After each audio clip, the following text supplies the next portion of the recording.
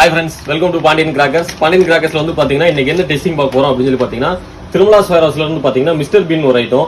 இதோட ஃபங்க்ஷன் எப்படி இருக்கும் பாத்தீங்கன்னா 3 டிஃபரன்ஸ் கலர்ஸ் வரும். சரிங்களா, இது என்ன எப்படி இருக்கும் பாத்தீங்கன்னா, ஃபர்ஸ்ட் வந்து ரெட் கலர் வரும். சரிங்களா, ரெட் கலர் ஸ்டாப் ஆன உடனே கிராக்லிங் சவுண்ட், நல்ல சட சட சடன் வெடிச்சு கிராக்லிங் சவுண்ட் வரும்.